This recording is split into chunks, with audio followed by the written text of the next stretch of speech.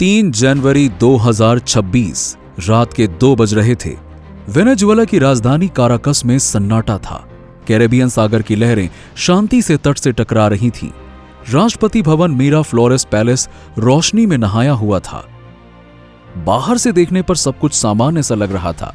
Guards अपनी shift बदल रहे थे, स्नाइपर्स अपनी पोजीशन पर तैनात थे, एंटी एयरक्राफ्ट गन्स आसमान की तरफ मुड़ी हुई थीं, किसी भी हवाई हमले का जवाब देने के लिए एकदम तैनात। और वेनेजुएला के राष्ट्रपति निकोलस मैडुरो अपने सुरक्षित कमरे में चैन की नींद सो रहे थे, इस भरोसे के साथ कि दुनिया का कोई भी देश, चाहे वो अमेरिका ही क्यों न हो, बिना वॉर डिक्लेयर किए उन तक या उनके कमरे तक तो नहीं पहुंच सकता। लेकिन उन्हें अंदाजा भी नहीं था कि जिस हवा में वो सांस ले रहे हैं उसी हवा में मौत तैर रही है।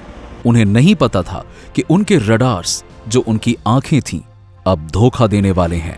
उन्हें नहीं पता था कि अगले 4 घंटों में मॉडर्न हिस्ट्री का सबसे बड़ा, सबसे साहसी और सबसे सीक्रेट मिलिट्री ऑपरेशन अंजाम दिया जाने वाला है। अगली सुबह जब सूरज निकला तो राष्ट्रपति मादुरो अपने बिस्तर पर नहीं थे, वो अपने देश में भी नहीं थे। वो हजारों किलोमीटर दूर अमेरिका की एक ब्लैक साइड जेल की ठंडी सलाखों के पीछे बैठे थे। बिना किसी परमाणु बॉम्ब के, बिना लाखों सैनिकों की घुसपैठ के, बिना एक भी गोली की आवाज शहर तक पहुंचाए अमेरिका ने एक पूरे देश को हैक कर लिया था। आज हम खोलेंगे वो फाइल्स जो टॉप सीक्रेट हैं। हम समझेंगे कि कैसे टेक्नोलॉजी ने बारूद को हरा दिया। ये कहानी है ऑपरेशन एब्सोल्यूट रिजॉल्व की।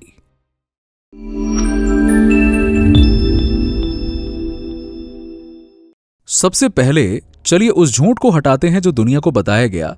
जब यह खबर ब्रेक हुई कि अमेरिका ने वेनेजुएला के राष्ट्रपति को उठा लिया है, तो अमेरिकन मीडिया, CNN, BBC सबने एक ही रट लगाई। निकोलस मादुरो एक ड्रग लॉर्ड है, वो नार्को टेररिज्म फैला रहे थे, इसीलिए अमेरिका ने उन्हें गिरफ्तार कर लिया। अब सुनने में यह हॉलीवुड फिल्म की स्क्रिप्ट लगती है। कैप्टन अमेरिका दुनिया को बचाने गया, लेकिन अगर आप डेटा को देखें तो सच कुछ और है।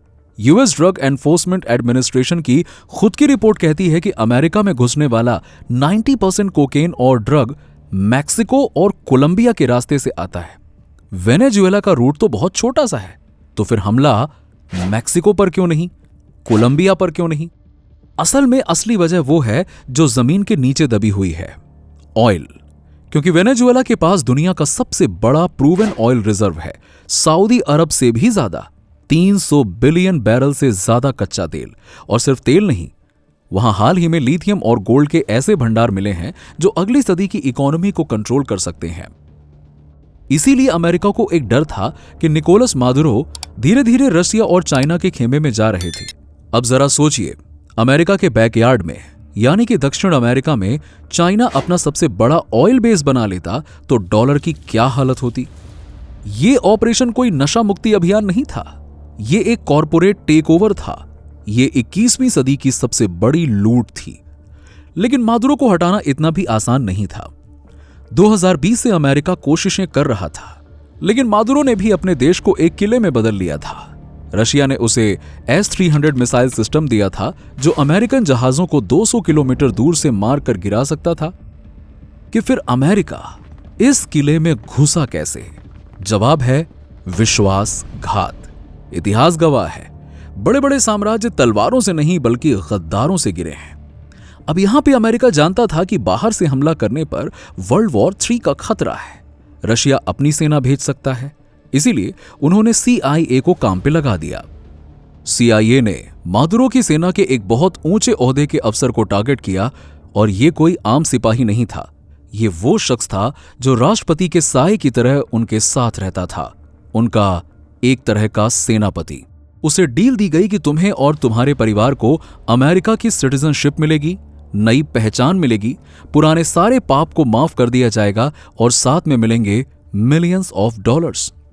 और उसी पल उस जनरल ने अपना जमीर बेच दिया। उस गद्दार को कोड नेम दिया गया कार्डिनल। कार्डिनल ने CIA को वो ब्लूप्रिंट्स दिए जो किसी सैटेलाइट से नहीं दिख सकते थे। उसने ये बताया कि राष्ट्रपति भवन के नीचे एक सीक्रेट बंकर है, लेकिन उसका ऑक्सीजन वेंटिलेशन सिस्टम कमजोर है। उसने बताया कि मादुरो किस कमरे में सोते हैं और उस कमरे के बाहर तैनात गार्ड्स के पास में कौन से हथियार होते हैं। उसने ये तक बताया कि उस कमरे की दीवारें रेनफोर्स्ड स्टील और कंक्रीट की बनी हुई हैं, जिन्हें तोड़ने के लिए आम विस्फोटक काम नहीं करेगा। और सबसे बड़ी बात, उसने बताया कि 3 जनवरी की रात मादुरो अपनी सुरक्षा को लेकर थोड़े लापरवाह होंगे। तारीख तय हुई 3 जनवरी। Location Miraflores palace. Mission extract the high value target. Operation की शुरुआत धमाकों से नहीं, खामोशी से हुई। वेनेजुएला के रडार्स आसमान को स्कैन कर रहे थे। वो किसी बड़ी धातु की चीज यानी कि मेटल ऑब्जेक्ट को पकड़ सकते थे, लेकिन उन्हें यह नहीं पता था कि मौत प्लास्टिक और कार्बन फाइबर बनकर आ रही है। सबसे पहले वेनेजुएला की सीमा में दाखिल हुआ आर्कस सेंचुरियन ड्रोन। यह ड्रोन कोई साधारण ड्रोन नहीं है। यह 500 फीट की बहुत ही कम ऊंचाई पर उड़ता है और इसका इंजन इतना साइलेंट है कि अगर यह आपके घर की छत के ऊपर से भी निकल जाए, यकीन मानिए आपको लगेगा कि हवा चली है। यह एक स्टेल्थ ड्रोन है। रडार पर यह किसी पक्षी जैसा दिखता है और इस ड्रोन का काम हमला करना नहीं था, इसका काम था कन्फर्मेशन। इसने राष्ट्रपति भवन के ऊपर चक्कर लगाए, अपने इंफ्रारेड कैमरा से नीचे की फुटेजेस लाइव पेंटागन के वॉर रूम में भेजी। वहां बैठे जनरल्स ने स्क्रीन पर देखा, गार्ड्स अपनी पोजीशन पर हैं, कोई अतिरिक्त हलचल नहीं है, सब कुछ नॉर्मल। मतलब कि वेनेजुएला को हमले की भनक तक नहीं है। सिग्नल मिला, ग्रीन लाइट। ड्रोन के ग्रीन लाइट देते ही एंट्री हुई F-35 लाइटनिंग की। ये 5th जनरेशन स्टेल्थ फाइटर है जो रडार पर बिल्कुल नहीं दिखता। इसने सबसे पहले वेनेजुएला की सीमा में घुसकर उनके रडार्स पर फेक सिग्नल्स भेजना शुरू कर दिया। वेनेजुएला के रडार ऑपरेटर्स कंफ्यूज हो गए। उन्हें स्क्रीन पर अचानक से हजारों जहाज दिखने लगे। अब शुरू होता है असली खेल। वेनेजुएला के पास रशिया का S-300 और चाइना के YJ रडार्स थे और यकीन मानिए ये दुनिया के बेहतरीन एयर डिफेंस सिस्टम्स में गिने जाते हैं। 150 यानी कि 150 अमेरिकन जहाज आ रहे थे। अगर एक भी रडार ने उन्हें पकड़ लिया तो मिशन फेल हो जाता और हजारों अमेरिकन सैनिक मारे जाते। तो सवाल यह है कि अमेरिका ने इन रडार्स को स्विच ऑफ कैसे किया। और यहां पे एंट्री होती है दुनिया के सबसे खतरनाक इलेक्ट्रॉनिक वॉरफेयर एयरक्राफ्ट की, EA-18G ग्रोलर। ग्रोलर कोई बॉम्ब नहीं गिराता, ये रेडियो वेव से लड़ता है। और कल्पना कीजिए उस रडार ऑपरेटर की हालत की। अचानक से उसकी स्क्रीन पर एक साथ हजारों लाल डॉट्स चमकने लगे। 1 सेकंड पहले आसमान खाली था और अगले ही सेकंड वहां हजारों जहाज दिख रहे थे। ये घोस्ट सिग्नल था, इसे कहते हैं जैमिंग। कंट्रोल रूम में अफरा तफरी मच गई।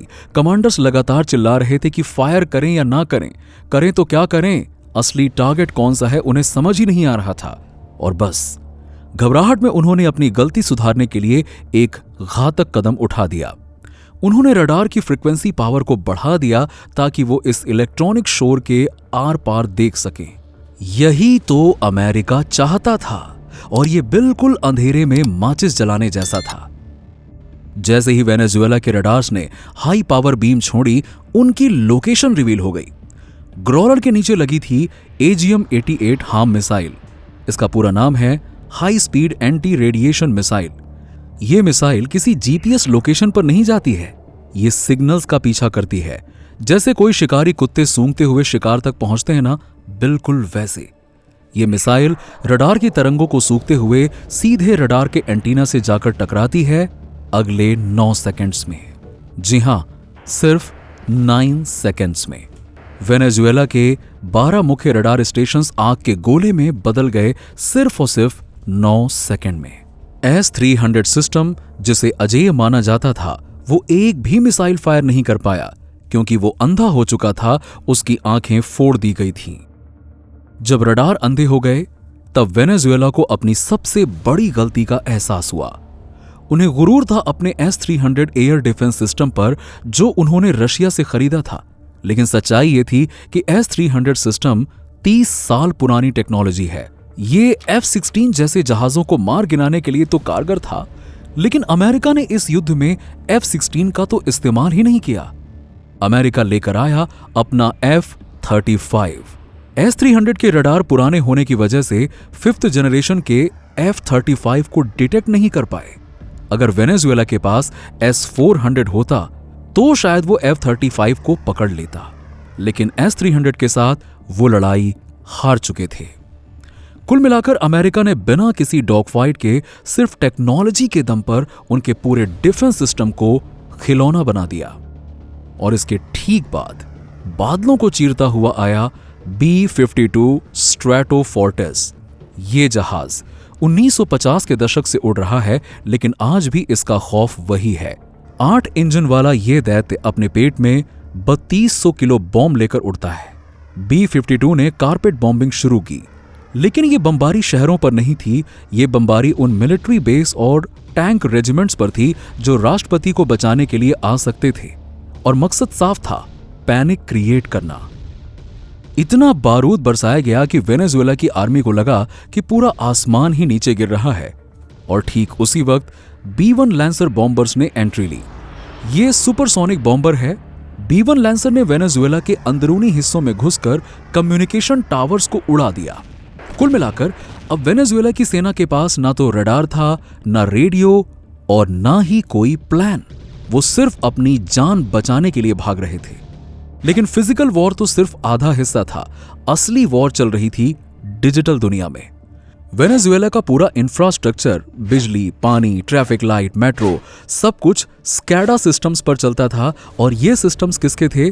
ज्यादातर अमेरिकन कंपनियों के, लाइक माइक्रोसॉफ्ट, सिस्को, ओरेकल। तो पेंटागन की साइबर कमांड ने बस एक बटन दबाया, और ये बटन एक 0 डे एक्सप्लॉइट को एक्टिवेट करने के लिए था। और ये एक ऐसा वायरस था जो सालों से वेनेजुएला के पावर ग्रिड के सॉफ्टवेयर्स में सोया हुआ था, बस एक कमांड का इंतजार कर रहा था। बिल्कुल वैसा वायरस जैसा 2015 में रशिया के सैंडवॉर्म हैकर्स ने यूक्रेन के पावर ग्रिड पर ब्लैक एनर्जी मालवेयर डालकर किया था, जिससे कि पूरा यूक्रेन ठंडा पड़ गया था और हिस्ट्री अपने आप को दोहरा रही थी। रात के 2:45 अचानक से काराकस शहर की बत्तियां बुझने लगीं। एक के बाद एक मोहल्ले अंधेरे में डूब गए।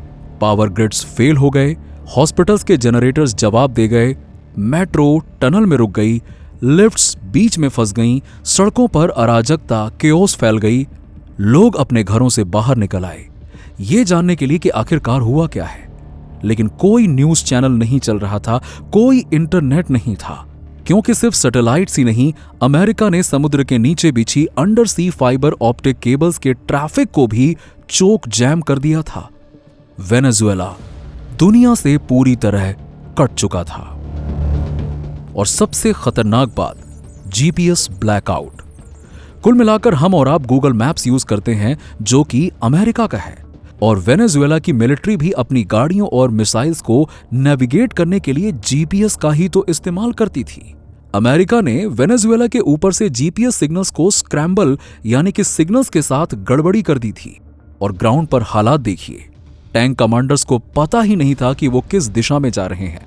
उनकी गाइडेड मिसाइल्स अनगाइडेड हो गईं। मॉडर्न वॉरफेयर में टैंक्स और जेट्स डेटा लिंक 16 सिस्टम पर काम करते हैं, जो कि उन्हें बताता है कि फ्रेंड कौन है और दुश्मन कौन है।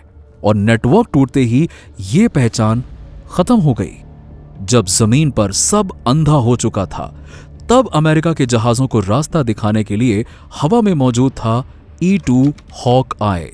ये समुद्र में खड़े USS गेराल्ड आर फोर्ड से उड़ा एक उड़ता हुआ रडार था, जो 400 किलोमीटर दूर से पूरे ऑपरेशन को कोऑर्डिनेट कर रहा था। उनके नाइट विजन गॉगल्स की बैटरियां डिस्चार्ज हो रही थीं और चार्जिंग स्टेशंस में बिजली नहीं थी। वेनेजुएला के सैनिक अब डिजिटल ज़ॉम्बीज बन चुके थे। उनके हाथ में अत्याधुनिक हथियार तो थे, लेकिन वो देख नहीं सकते थे, सुन नहीं सकते थे और बात नहीं कर सकते थे। बिना कम्युनिकेशन के दुनिया की सबसे बड़ी फौज भी सिर्फ एक भीड़ यानी कि क्राउड बनकर रह जाती है। एक पूरा देश जो कुछ मिनट पहले तक एक संप्रभु राष्ट्र था, अब एक अंधेरे कमरे में कैद हो चुका था, जिसके हाथ पैर बांध दिए गए थे, जिसको दुनिया से काट दिया गया था।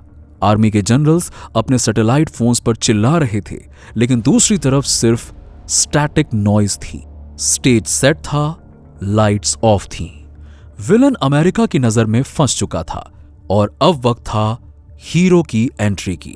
समुद्र के ऊपर पानी की सतह से महज 10 फीट ऊपर उड़ते हुए काले रंग के हेलीकॉप्टर्स तेजी से आ रहे थे। MH-47 चिनॉक्स और MH-60 सी हॉक्स। इन्हें उड़ा रही थीं 168 सोर, जिन्हें दुनिया नाइट स्टॉकर के नाम से जानती है। उनका मोटो है death waits in the dark. लेकिन बात सिर्फ यहां पे खत्म नहीं हुई। बैकअप कमांडोज को तेजी से लाने के लिए अमेरिका ने V-22 ऑस्प्रे का इस्तेमाल किया। ये मशीन उड़ती तो हेलीकॉप्टर की तरह है, लेकिन हवा में अपने विंग्स को मोड़कर प्लेन की रफ्तार पकड़ लेती है। इसने कमांडोज की हैवी सप्लाई को जल्दी से जल्दी ग्राउंड पर उतारा। इन हेलीकॉप्टर्स के अंदर बैठे थे डेल्टा फोर्स के ऑपरेटर्स, दुनिया के सबसे लेथल कमांडोज। ये वो लोग हैं जो सांस भी लेते हैं तो बिना आवाज किए। उनके चेहरे पर quad panoramic night vision goggles थे, जिससे उन्हें अंधेरे में भी दिन जैसा साफ दिख रहा था। टीम राष्ट्रपति के बेडरूम के बाहर पहुंचती है। कार्डिनल गद्दार की दी हुई जानकारी बिल्कुल सही थी। दरवाजा एक बैंक वॉल्ट जैसा था, स्टील और कंक्रीट का। अगर वो इसे बॉम्ब से उड़ाते तो राष्ट्रपति मादुरो भी मारे जाते। तो उन्होंने यूज किया साइंस। कमांडोज ने निकाला थर्मल लेंस। ये एक ऐसा पोर्टेबल टॉर्च होता है जिसमें से प्रेशराइज्ड ऑक्सीजन और मैग्नीशियम निकलता है। इसका तापमान 4000 डिग्री सेल्सियस तक पहुंच जाता है और ये लोहे को ऐसे काटता है जैसे गर्म चाकू मक्खन को काटता है। दीवार के आर पार देखने के लिए उन्होंने थ्रू वॉल रेडार जैसे एक्सेवर 800 का इस्तेमाल किया।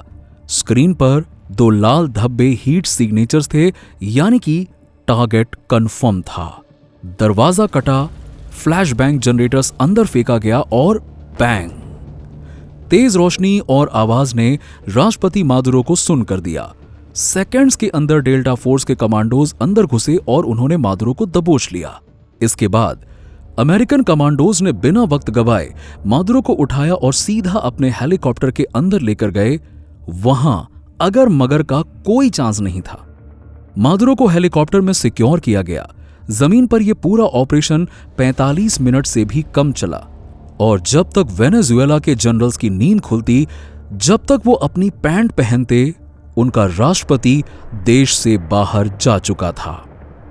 मादुरो को लेकर यह काफिला सीधा समुद्र की तरफ बढ़ा और वहां खड़े USS लो जिमा जहाज पर लैंड हुआ, जबकि सुरक्षा के लिए पीछे खड़ा था दुनिया का सबसे बड़ा aircraft carrier USS Gerald R. Ford, 90 fighter jets और 4500 नौसैनिकों के साथ। लेकिन एक खतरा अभी भी था। वेनेजुएला की नेवी और उनकी सबमरीन्स पनडुब्बी पानी के नीचे से हमला कर सकती थीं। इसे रोकने के लिए अमेरिका ने तैनात किया था P-81 पोसाइडन और ये जहाज एक हंटर है। इसके सेंसर्स पानी की गहराई में छिपी पनडुब्बियों की मोटर की हल्की सी हमिंग साउंड को भी पकड़ लेते हैं। तो P-81 ने ऊपर से ही वेनेजुएला की सबमरीन्स को लॉक कर दिया था, यानी कि संदेश साफ था, अगर बंदरगाह से बाहर निकले तो जल समाधि बन जाएगी। और अगले 24 घंटों में निकोलस मादुरो को अमेरिका लाया गया। उनकी तस्वीर दुनिया भर में फ्लैश हुई, ऑरेंज जंप सूट में एक लाचार राष्ट्रपति। दुनिया हैरान थी। रूस और चीन सन्न थे कि यह क्या हो गया। वेनेजुएला के पास S-300 था, सुखोई 30 था, लेकिन सब धरे के धरे रह गए। इस ऑपरेशन ने युद्ध वॉरफेयर की परिभाषा ही बदल दी। पहले युद्ध होता था किसकी बंदूक बड़ी है, आज युद्ध होता है कि किसका प्रोसेस तेज है। वेनेजुएला की हार क्या इसलिए हुई कि उनके सैनिक कायर थे?